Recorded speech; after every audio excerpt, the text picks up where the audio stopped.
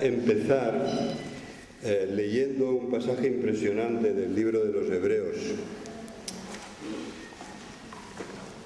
que dice así: Cristo, en los días de su carne, ofreciendo ruegos y súplicas con gran clamor y lágrimas al que le podía librar de la muerte, fue oído a causa de su temor reverente, y aunque era hijo, por lo que padeció, aprendió la obediencia, y habiendo sido perfeccionado, vino a ser autor de eterna salvación para todos los que le obedecen, y fue declarado por Dios sumo sacerdote según el orden de Melquisedec.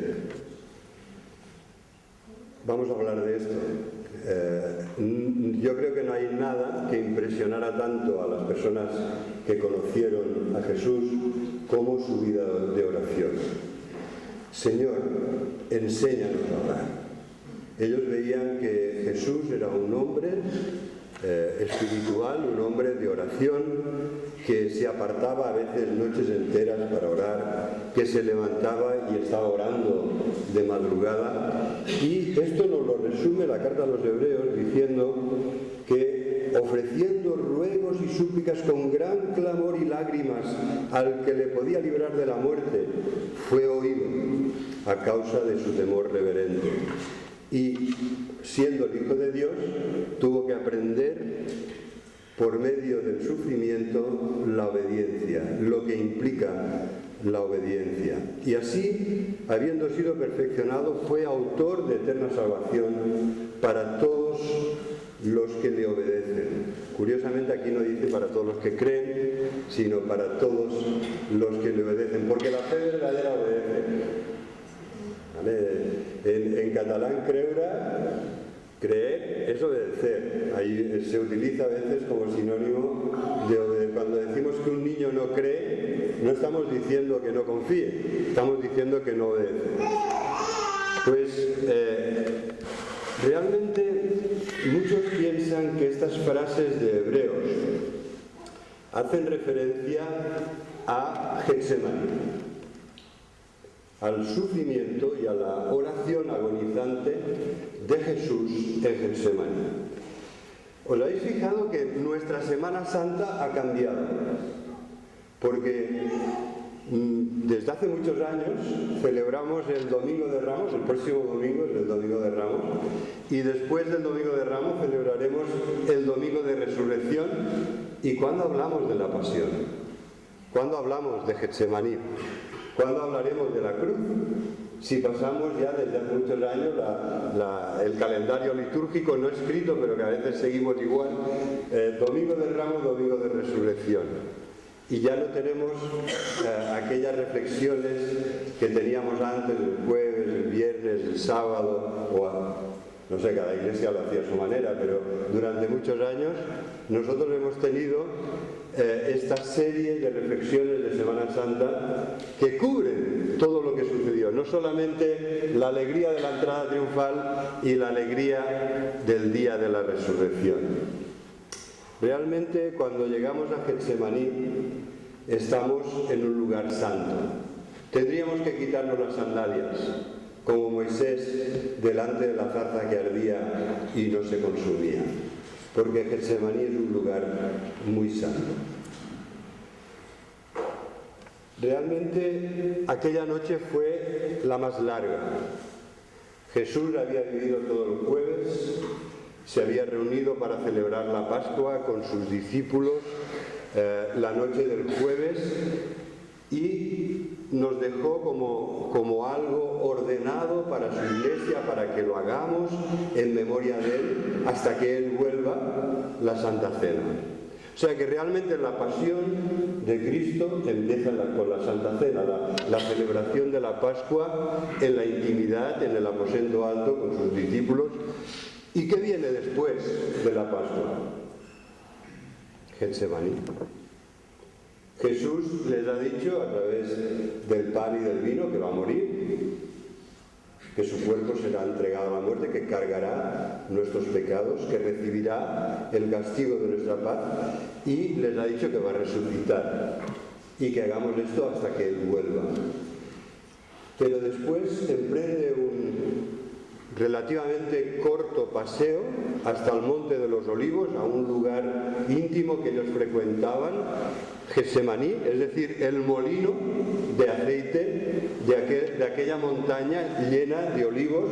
Como en nuestra tierra hay tantas colinas llenas de olivos de las que se sacarán el delicioso aceite virgen extra de oliva que usamos en la cocina. Y allí Jesús fue molido para sacar sus mejores esencias. En aquel lugar realmente empieza la pasión. A mí me gustaría que este momento crucial en el que Jesús empieza su cuenta atrás de la cruz, porque como os decía, fue muy largo, fue una noche, fue todo el día del jueves, la celebración de la Pascua, Getsemaní, fue prendido y aquello no acabó hasta la tarde, entrada la tarde del Viernes Santo, en el que Él entregó su espíritu al Padre clavado en una cruz. No hubo descanso para Jesús. Nuestra salvación implicó un gran esfuerzo, sufrimiento y fatiga para Jesús, para podernos salvar. Entonces a mí me gustaría que consideremos hoy sus experiencias en Getsemaní, sus oraciones y también sus sentimientos y sufrimientos, que nos enseñan grandes verdades espirituales. La primera de las cuales, de estas verdades, es la humanidad de Jesús. Jesús era como nosotros, un ser humano como nosotros, era el Hijo de Dios, era Dios, plenamente hombre, plenamente Dios, pero a veces esto nos confunde. Era un hombre, un ser humano exactamente como nosotros, lleno de todo lo que implica ser humano, de todo lo que implica de positivo, pero también de todo lo que implica la debilidad de tener un cuerpo sujeto a la fatiga, al sufrimiento, al dolor, a la tensión, al estrés, a la preocupación. Todo esto lo experimentó Jesús. Él fue tentado en todo, según nuestra semejanza, pero sin pecado. Así que realmente Él se puede compadecer de nosotros. Y la primera de estas grandes verdades tiene que ver con la sensibilidad y la humanidad de Jesús como hombre. Jesús está en su última etapa, está en la línea de salida. Inicia el Vía Crucis del día de su muerte. Va a ser terrible, va a ser pavoroso. Y Jesús en Getsemaní lo experimenta, lo siente, lo sufre. Acaba de decirles: voy a morir y voy a resucitar. Cuando salieron del aposento alto les dijo: vamos, y este es mi camino, es el camino de la cruz. Pero se lo dijo con firmeza, con entereza. ¿Por qué pues en Getsemaní parece que se venga abajo? Los pasajes que nos hablan de Getsemaní, del cual hablan los 4 evangelios, nos dicen que Jesús sintió una tremenda y profunda tristeza que Él describió hasta la muerte. Mi tristeza llega en estos momentos hasta la muerte. Jesús experimentó también una terrible angustia porque estaba lejos de la casa del Padre y se iba a sentir completamente desamparado del Padre. Jesús utiliza el Evangelio de Marcos, utiliza la palabra de un asombro de pavor, algo que te sorprende, pero que te sorprende en el sentido de que te aterroriza. Y se aplica este sentimiento a Jesús justo en ese momento antes de empezar a orar. Y además Lucas, el médico, nos dice que su agonía, su lucha física y espiritual era tan grande que no sudaba, no sudaba agua con sales como nosotros, sino que eran como trombos, utiliza la palabra trombo, de sangre. Jesús estaba al límite, hasta el punto de que el Padre le envía un ángel para que le fortalezca, porque se está derrumbando por momentos. ¿Qué le ha pasado a Jesús para pasar de la firmeza de la fe, de la Santa Cena, a sentirse así? Jesús ya lo sabía lo que iba a enfrentar, pero una cosa es saberlo y la otra es sentirlo. Teóricamente Jesús sabía todo lo que venía, pero en ese momento le sobrecoge el tremendo sentimiento de sufrimiento que tiene que enfrentar. Y no estamos hablando solo del sufrimiento físico, del que va a morir clavado en un madero, del que va a sentir que su cuerpo se infecta y que la fiebre le atormenta y que sus manos se desgarran por el peso de su cuerpo colgado de los brazos y de los pies clavados a un poste de madera. No estamos hablando solo de esto, porque es el otro sufrimiento el que llena a Jesús de pavor. Jesús en ese momento ve, Dios le hace sentir todo el mal, todo el pecado que va a cargar, todas nuestras culpas que va a expiar. Jesús se siente al borde del abismo que es el infierno, del desamparo de Dios. Él, que eternamente ha estado en comunión con Dios, va a ser desamparado de Dios. Va a cargar nuestros pecados y va a quedar separado para salvarnos del Dios de amor que siempre le ha sustentado y consolado. Dios mío, ¿por qué me has desamparado? ¿Y qué decir de la soledad de Jesús? Muchas personas, cuando sufren terribles enfermedades o están en una situación límite, en una situación terminal, lo que más les consuela es ver allí a sus seres queridos que les cogen la mano, que les dan un abrazo, que les besan. ¿Quién tenía a Jesús en ese momento al lado? Él pidió a los más cercanos, a Pedro, a Juan, a Jacobo: por favor, acompañadme, por favor, velad conmigo esta hora. Pero ellos, incomprensiblemente, por negligencia, me pregunto yo, ¿por negligencia? Puede ser. ¿Cuántas veces nos habrá también pasado a nosotros que hemos sido negligentes? Pero el Evangelio dice que estaban cansados, muy cansados, y nos dice que estaban tristes. Y que eso les hizo caer en un sopor, en un sueño del que no podían ni siquiera abrir los ojos. A pesar de sus promesas de fidelidad, todos le abandonan. Y Pedro, el que le promete con más fervor que va a ser leal a él y que no le va a dejar, Pedro le niega 3 veces. Juan es el único que se va a quedar allí a los pies de la cruz con María, acompañando a la madre de Jesús. He aquí a tu hijo, he aquí a tu madre, les dice Jesús. Hermanos, ¿qué haremos nosotros? ¿También le abandonaremos? ¿Perseveraremos hasta el fin? ¿Velaremos y oraremos como Jesús nos pide? Cuando Jesucristo vuelva, ¿hallará fe en la tierra? Tú puedes decir hoy: Señor, heme aquí, yo me voy a mantener fiel. Pero depende, por favor, no de tus fuerzas, sino de su gracia, para poder perseverar hasta el fin y así ser salvo. Hermanos, luchemos en oración para vencer como venció Jesús, como nos enseña Jesús en Getsemaní. Getsemaní es un anticipo de la soledad que Jesús experimentará en la cruz. Entre Dios y los hombres, entre el cielo y la tierra, Jesús estará allí solo.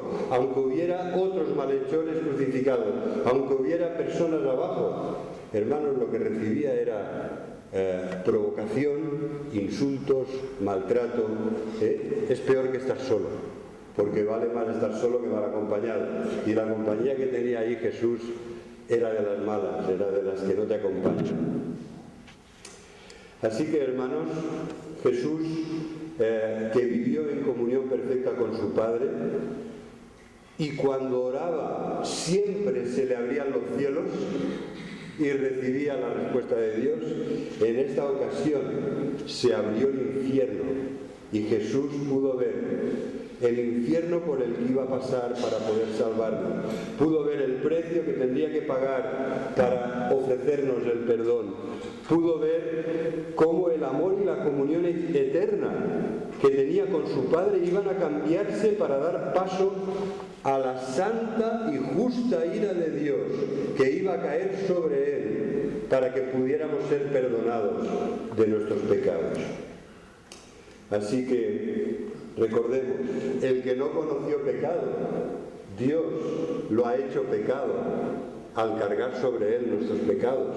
Dios lo ha hecho pecado para que nosotros seamos hechos justicia de Dios en él. Él, el justo, que murió una sola vez por los injustos para llevarnos a Dios. Cristo se ofreció una sola vez, el justo por los injustos, para llevarnos a Dios. Él, del que Pedro dice impresionantemente: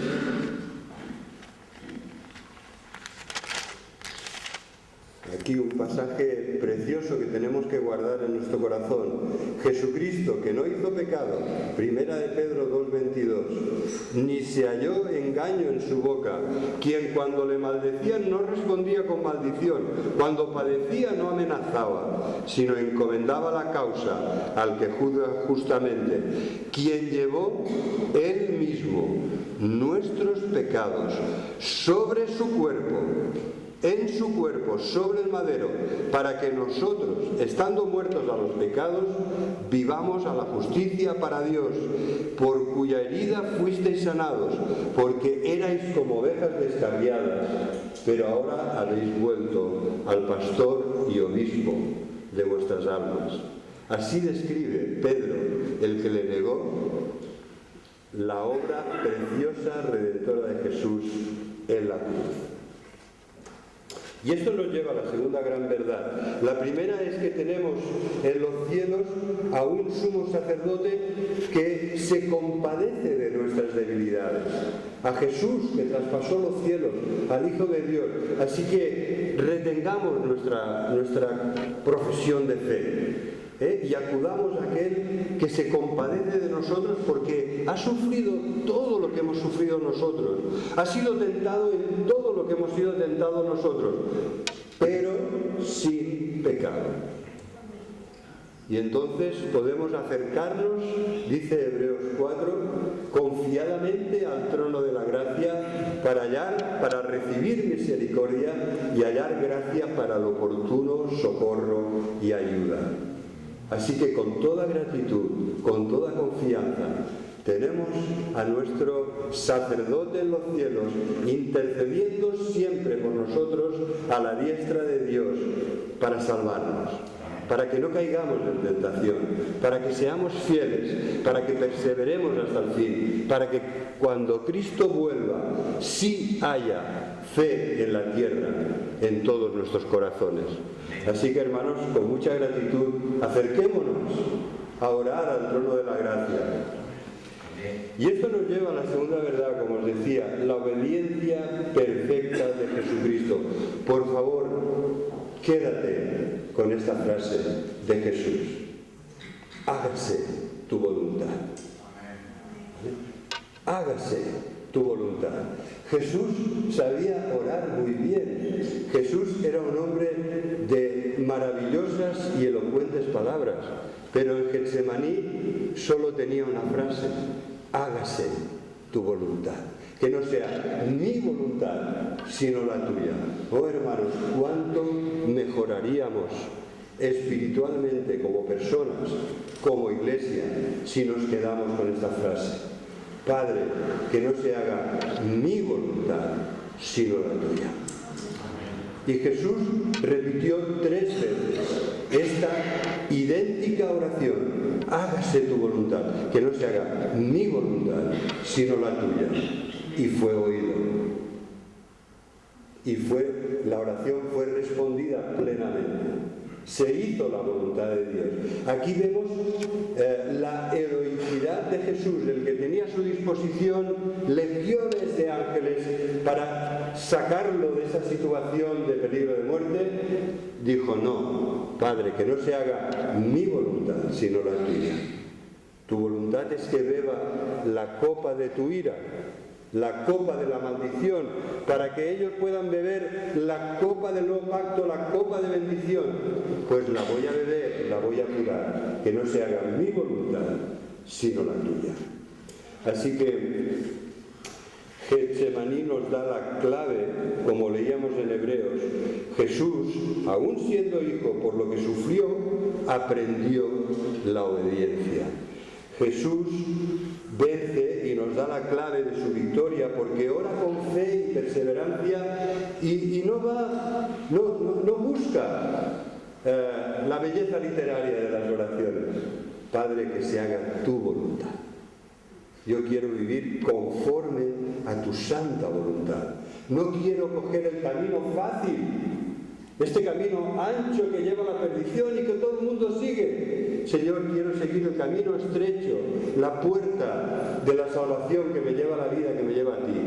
Y si esto implica sufrimiento, Padre, que no se haga mi voluntad, sino la tuya.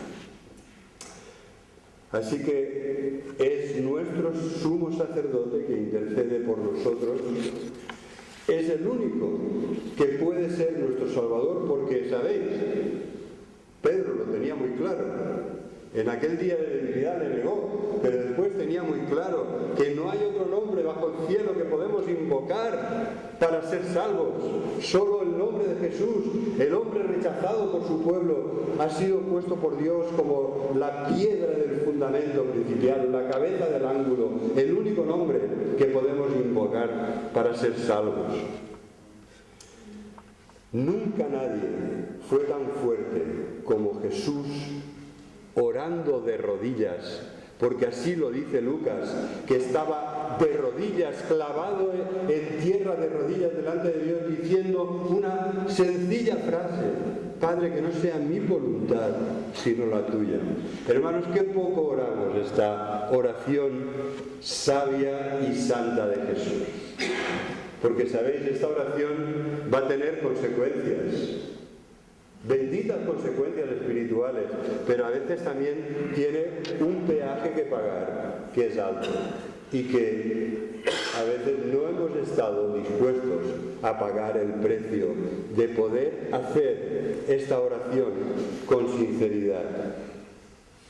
¿Sabéis? La palabra que utiliza Lucas cuando habla de Getsemaní es agonía. Porque la palabra agonía en el Nuevo Testamento significa una lucha agónica. ¿Vale? No está hablando de la agonía de la muerte, está hablando de una lucha que te puede llevar a la muerte, pero que el sentido principal de la palabra es lucha. Y nosotros estamos llamados también a vivir esta agonía, esta lucha en oración para que se haga la voluntad de Dios en nuestras vidas. Así lo dice la palabra de Dios. Jesús en aquel momento hubiera querido salvarnos de otra manera cuando Dios permitió que se asomara al abismo del infierno, de la separación de Dios, de cargar nuestros pecados, de recibir el castigo de nuestras culpas. Jesús hubiera querido encontrar otro camino. Como tantas veces nosotros buscamos un atajo, la voluntad de Dios va por ahí, pero nosotros vamos por el otro lado porque no hay sufrimiento. A ver, quizás solo me ha pasado a mí, perdonadme, si es así, os pido perdón, pero yo creo que muchas veces hemos tenido este mismo reflejo. El camino de Dios es este, pero hay sufrimiento, es un tremendo esfuerzo que voy a tener que hacer y voy a ir más rápido por aquí y es más fácil. Señor, que no se haga mi voluntad, sino la tuya. Juan, en el capítulo 18, nos dice que Jesús, cuando Pedro le cortó la oreja a Malco, Jesús, que se la recompone, le dice a Pedro: ¿acaso no voy a beber la copa que el Padre me ha dado? Hermanos, la agonía de Getsemaní, Jesús viniéndose abajo, derrumbándose, y solo con una sencilla oración, que no se haga mi voluntad sino la tuya. Jesús fue oído y el Padre lo levantó y le dice a Pedro: ¿acaso no voy a beber la copa que el Padre me ha dado para que yo os salve? Y lo hace. Y esta es la actitud que debemos tener nosotros: aprender a orar como Jesús y a decir: Padre, que no se haga mi voluntad sino la tuya. Esto corresponde a lo que dice Jesús cuando nos enseña que para seguirlo nos debemos negar a nosotros mismos. No se haga mi voluntad sino la tuya. Negarnos a nosotros mismos para seguir a Jesús en su voluntad. Y hermanos, esto nos lleva a la actitud de Jesús que caracterizó toda la vida. He aquí que vengo, me has preparado cuerpo. Salmo 40. Hebreos capítulo 10, que dice así, hermanos. Dice, es sumamente gráfico el poder recordar este pasaje de las Escrituras que dice: Jesús, al venir a este mundo, dijo: he aquí que vengo, oh Dios, para hacer tu voluntad. Oh Padre, que no se haga mi voluntad, sino la tuya. Y entonces, en esa voluntad somos santificados mediante la ofrenda del cuerpo de Jesucristo, hecha una vez para siempre, de forma definitiva, de valor infinito. No se debe repetir, una vez y para siempre. Nuestra salvación, la que Jesucristo nos da después de sufrir Getsemaní en la cruz, es perfecta. Y esto nos lleva a la tercera gran verdad, que Getsemaní abre la puerta de la perfecta obra redentora de Jesús. En su intenso sufrimiento, Jesús se preocupaba para que ninguno de los que Dios le había dado se perdiera. Y lo primero que hace cuando Judas llega para traicionarle y entregarle es: por favor, aquí estoy, yo soy, ¿verdad? Y todos caen al suelo, todos tienen que retroceder y caen al suelo. Y entonces Jesús le dice: dejad ir a todos estos amigos, dejadles marchar. Soy yo al que buscáis, aquí me tenéis. Así que Jesús siempre ha buscado nuestra salvación, protegernos, guiarnos, consolarnos, enseñarnos. Su vida y su muerte están guiadas por un gran amor por todos nosotros. Y nadie, dice Jesús, tiene mayor amor que este, que uno ponga su vida por sus amigos. Nadie tiene mayor amor que este. Este es el máximo, la máxima expresión del amor. Y es lo que hizo Jesús por nosotros. Puso su vida para salvarnos, para podernos recibir como hijos e hijas amados por toda la eternidad en la gloria y dicha del Padre. ¿Sabéis? En Getsemaní Jesús ve el horror de la copa de maldición y parece que se va a derrumbar, pero se pone a orar. Y esta oración, hermanos, hágase tu voluntad, que no sea la mía sino la tuya, Padre, es la clave de su victoria. Jesús ve el horror de la copa de maldición, pero para salvarnos es consciente que tiene que beberla. Ocupa nuestro lugar, recibe el castigo que merecen nuestros pecados, el castigo de nuestra paz, de poder ser reconciliados con Dios. Empieza en Getsemaní y acabará cuando Jesús en la cruz dice: Dios mío, ¿por qué me has desamparado? La eterna comunión rota. Jesús se siente desamparado en la cruz cuando carga nuestros pecados. Él recibe la maldición para que nosotros podamos heredar la bendición. Él, que no conocía pecado, por nosotros fue hecho pecado para que nosotros podamos ser salvos, podamos ser justificados, revestidos de su manto de justicia, de estas vestiduras blancas que vamos a llevar por toda la eternidad. Él, que fue molido en ese molino de aceite que era Getsemaní, Él molido y quebrantado por nuestros pecados, desamparado, pasó por esto para que nosotros podamos hoy, este domingo 17 de marzo, recibir otra vez la promesa de Dios: yo estoy contigo. Dios te dice hoy: yo estoy contigo y no te dejaré ni te desampararé. ¿Veis la correspondencia que hay? Jesús se siente desamparado en la cruz. Ha sido desamparado de Dios, ha cargado nuestros pecados, ha recibido el castigo que nosotros merecíamos en nuestro lugar y a nuestro favor. Y Él, habiendo pasado por esto, nos puede dar hoy la promesa: yo no te dejaré ni te desampararé. Nunca, jamás, porque esa promesa en Hebreos 13:5 tiene 5 partículas negativas. Yo no sé si piensas de otra manera en la que Dios te puede dar mayor seguridad de que no te va a dejar ni te va a desamparar. Porque lo que está diciendo es: no, nunca, jamás, no te dejaré ni te desampararé. Yo estoy contigo. Amén. Pues, Padre, que se haga tu voluntad, no la mía, no la tuya, no la nuestra, sino la tuya, bendito Padre.